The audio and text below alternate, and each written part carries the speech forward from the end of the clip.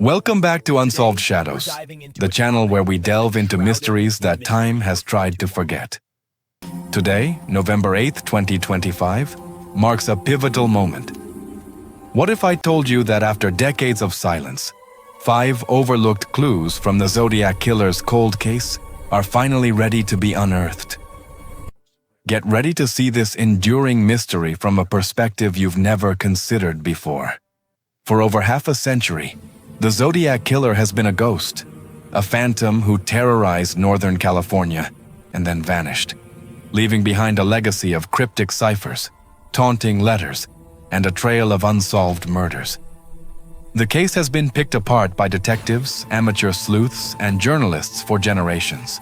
We've all heard the main theories, analyzed the famous Z340 cipher, and debated the suspect list. But the official case remains cold, frozen in time.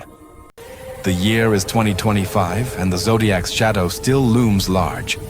But what if the key to unlocking this infamous cold case has been hidden in plain sight all along? Today, we're not just rehashing old facts. We are meticulously unearthing 5 chilling, previously elusive clues that could finally change everything. So, grab your notebooks, sharpen your minds, and join us as we step back into the fog-shrouded nights of the late 1960s to look for answers. Our first clue takes us to the very beginning, to the murder of David Faraday and Betty Lou Jensen on December 20th, 1968 on Lake Herman Road. The official narrative has always focused on the ballistics and the killer's brazen attack. However, a detail often relegated to a footnote is the presence of a second mysterious vehicle seen by multiple witnesses in the vicinity of the turnout that night. For years, this was considered a red herring or unrelated, but recent cross-referencing of old witness statements with previously unreleased patrol logs reveals something new. One witness, a local farmer heading home late, described a light-colored mid-sized sedan parked unusually close to the turnout. Not just passing by, but stationary, less than an hour before the estimated time of the murders. He noted the car seemed out of place. This wasn't the Rambler some witnesses saw, but a different car entirely. Could this have been an accomplice, or perhaps the Zodiac's primary vehicle, which he switched out of before or after the crime? This detail forces us to reconsider the long-held belief that the Zodiac always acted alone, and opens up the possibility of a more complex, planned operation from his very first known attack. Now let's fast forward to the Lake Berryessa attack on September 27, 1969. The focus has always been on the hooded costume and the chilling message left on the car door. But our second clue is something auditory, not visual. The surviving victim, Brian Hartnell, gave a detailed account of his conversation with the attacker. While much has been made of the Zodiac's calm, almost monotone voice, a lesser-known detail from Hartnell's extended police interviews has surfaced. He mentioned that the killer's speech had a very specific, subtle cadence, almost as if he was consciously trying to suppress a regional accent. Hartnell described it as rehearsed and theatrical, but also noted moments where a slight, almost unidentifiable lisp or sibilance would slip through when the killer was agitated.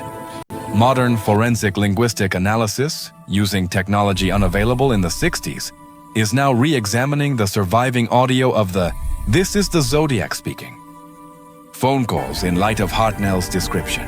Could this vocal tell be the key to matching the Zodiac's voice to a known suspect or narrowing down his geographical origins? It's a sonic fingerprint that has been ignored for far too long. Our third clue is hidden within the cryptic letters themselves. We're all familiar with the cross-circle symbol, but what about the stationery? Forensic analysis at the time focused on handwriting and DNA, which yielded no definitive results. However, a recent re-examination of the original envelopes sent to the San Francisco Chronicle in 1969, using advanced microscopic imaging, has revealed faint watermarks. These watermarks are not from a common mass-produced paper brand.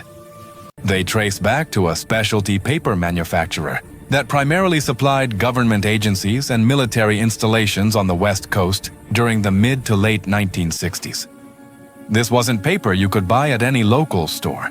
It significantly narrows the pool of potential suspects to individuals with access to these specific facilities. Perhaps someone with a military background or a civil service job. This clue moves beyond psychological profiling and into the realm of tangible, occupational evidence. Who had access to this specific type of paper in the Bay Area between 1969 and 1974? The answer could be a game changer. Moving on to clue number 4, we revisit the murder of taxi driver Paul Stine in Presidio Heights on October 11, 1969. The bloody fingerprint on the cab and the torn piece of Stine's shirt sent to the press are infamous. But our clue lies with an item found in the back of the cab that was initially dismissed as belonging to a previous fare: a single high-quality leather driving glove. It was not part of a pair, and it was found tucked deep into the seat crevice.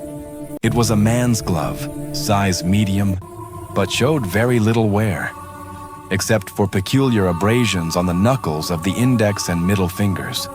Investigators at the time couldn't connect it to Stine or the crime. However, new analysis suggests the abrasions are consistent with the repeated handling of a specific type of machine tool, or even the mechanism of a film projector. Could the Zodiac have been a cinephile, a projectionist, or a machinist? This small, forgotten object could offer an unprecedented glimpse into his profession or hobbies, a personal artifact he accidentally left behind in his haste to escape. A mistake from a man who prided himself on being flawless. Our 5th and final clue for today is perhaps the most tantalizing. It comes from the "My Name Is" Cipher, sent in April 1970. This cipher has famously never been solved. For decades, the focus was on cracking the code itself. But what if the clue isn't in the solution, but in the construction? A collaborative project between cryptographers and art historians has recently pointed out that the specific arrangement and choice of symbols in this cipher bear a striking resemblance to navigational charts and astronomical maps from the 19th century, particularly those used by mariners. The symbols aren't just random. They mimic constellations and maritime markers. This suggests the author had a deep, perhaps professional, knowledge of naval navigation or historical cartography. It aligns with the Zodiac's references to the Radian and his map of the Bay Area. It's possible he wasn't just creating a puzzle.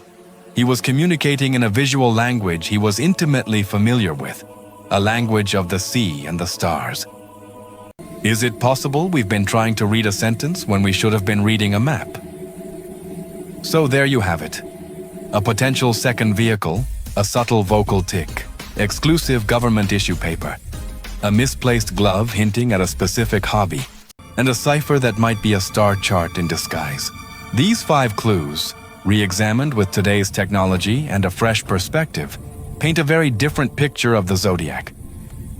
He may not have been just a lone, random predator, but a calculated individual with specific training, access, and habits that left fainter, more sophisticated traces than anyone realized.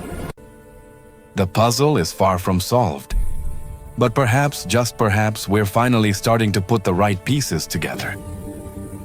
The shadows of the past are long, but they are not impenetrable. What do you think? Could these clues finally point us toward the Zodiac's true identity? Let me know your theories in the comments below. We love diving into these discussions with you. If you found this investigation compelling, please hit that like button and subscribe to Unsolved Shadows for more deep dives into history's greatest mysteries. Thank you for joining us in the shadows. Stay curious, and we'll see you next time.